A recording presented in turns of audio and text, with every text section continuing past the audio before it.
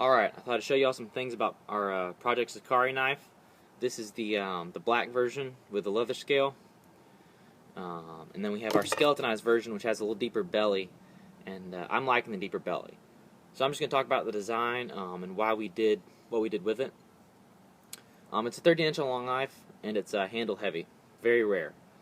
I've yet to see a throwing knife this long and this handle heavy. The reason why it's so handle heavy is when you throw no spin, you have to use either a pushing technique or you have to use like a thorn action where you have a lot of wrist spin and you're kind of stroking the handle out from underneath the knife, or hybridize the two to give it that no spin capability. And the handle heavy part is basically just going to help cancel out the spin and stabilize the knife in flight, as opposed to a knife that's more equally weighted and has a heavier point. Because you throw a knife that wants to spin, so that point's already going down. And that handle heavy helps kind of keep that in check.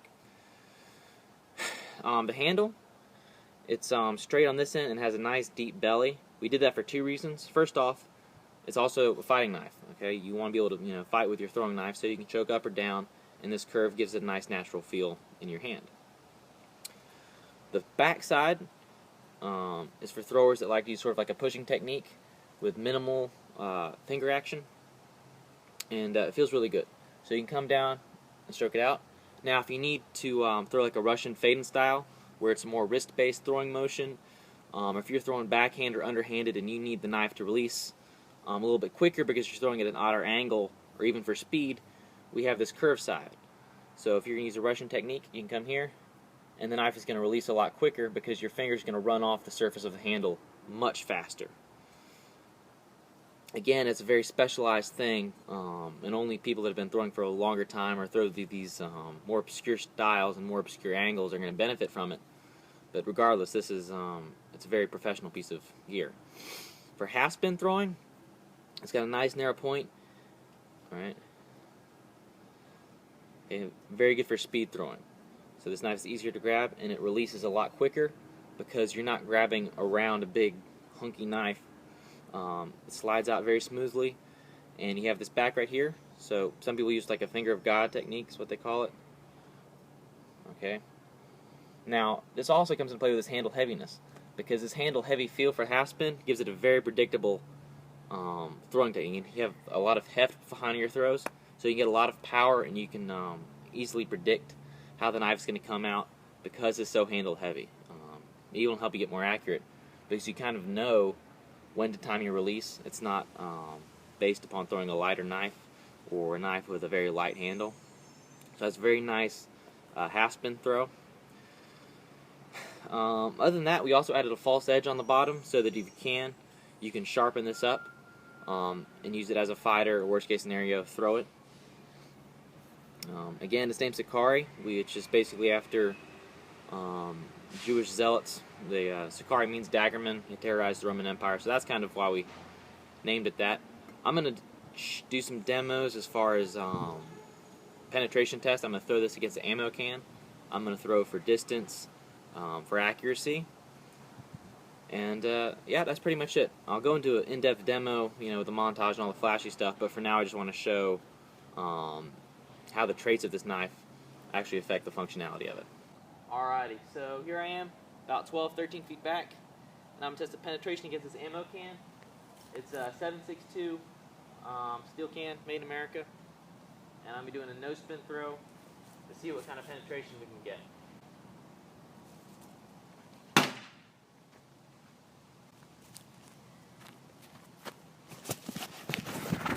My throw came in at kind of an odd angle.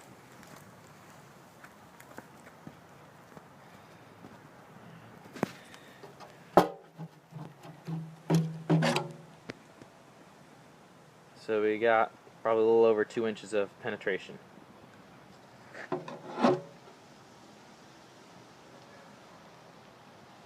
Jeremy did a great job with this knife. The tip looks kind of narrow and not something you would see on a thrower, but it's held up remarkably well. Half spin throw from the same distance.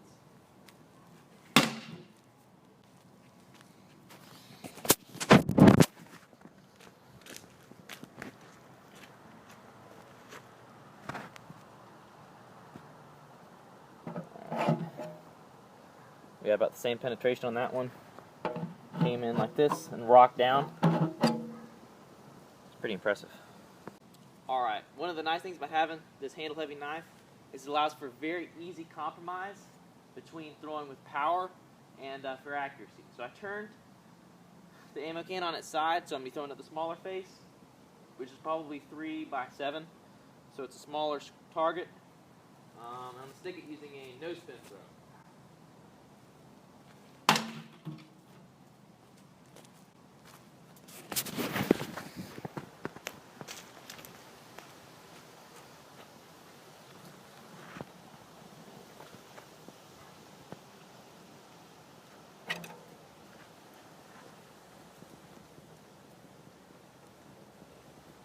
Ironically enough, I think that smaller target might have stuck deeper than the other two.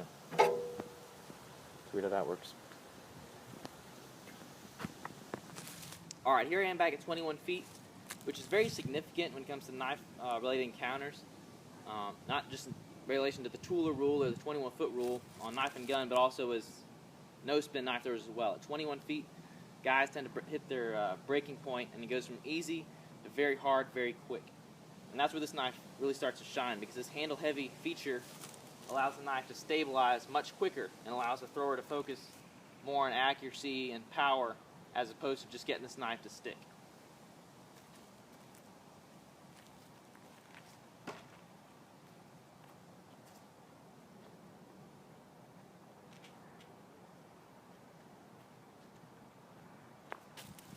Even at 21 feet, I can execute a no-spin underhand knife throw very easily with this knife.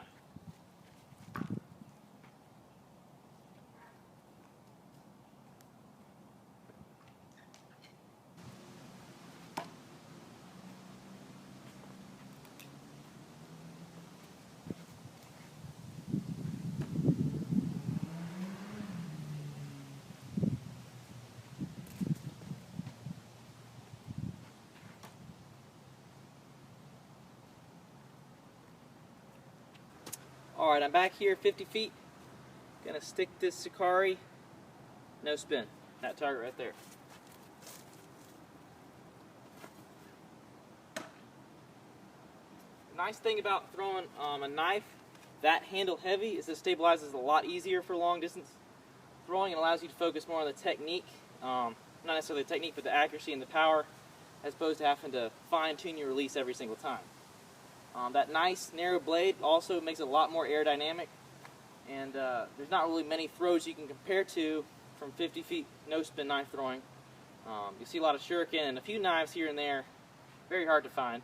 But you'll notice that the hang time, or the time the knife is actually in flight, is going to be a lot less than some of the other knives. Because this knife, once it gets pointed downward and stabilizes point first, it kind of has a very nice tendency of just gliding into the target, given it's kind of taking a nice drop.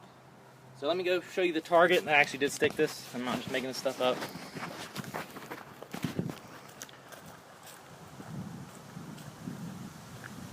Came in at not angle, but the knife is so pointy in design, it still wants to stick. Okay, and if you also notice it came in edge first, which is nice. Now it adds a little bit of extra damage.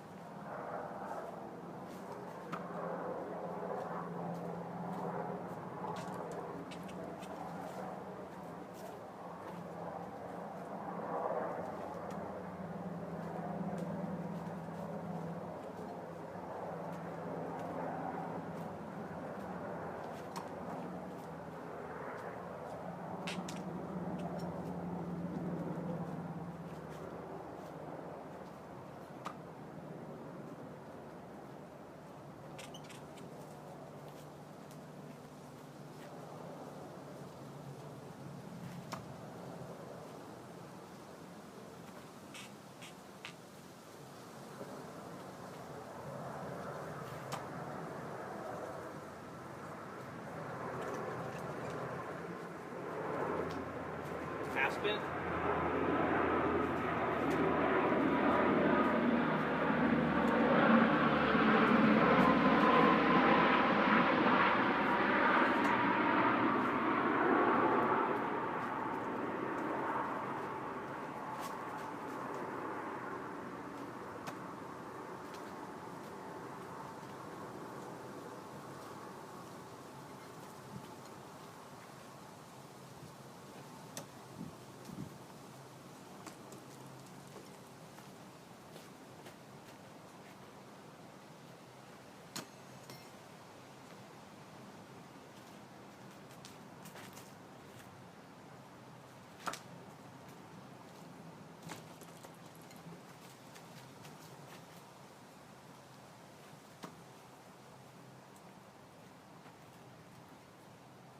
Alright, thanks for taking the time to watch this video. I've thrown this prototype through about, I don't know, 50 times through ammo cans. The point is in great condition. The only thing wrong with this knife is a few paint scratches. Other than that, it's great. This knife performed exactly like I wanted it to. And it'll be appreciated by both those that know what they're doing, and it can apply both this nice straight back to their throws, or if they're Russian style thrower, they can maximize this curve at the bottom. And this handle heavy feature will apply to both those same people that are very familiar with the instinctive knife throwing in the no spin community, as well as beginners, because a beginner can pick this up, and this knife is very forgiving of the mistakes you'll make as a beginner, basically not putting enough backspin or pushing the knife upon release. This is a very forgiving knife, and will be easier to learn with as opposed to, you know, your typical well-balanced knife. And experienced no-spin throwers will be able to maximize this so they can get those 50-foot no-spin throws and be able to throw very rapidly and very reflexively, so that accuracy and power can be the focus and not, you know, their fine-tuning technique and their fine finger dexterity, all that stuff. Again, thanks for watching, and let me know what you think.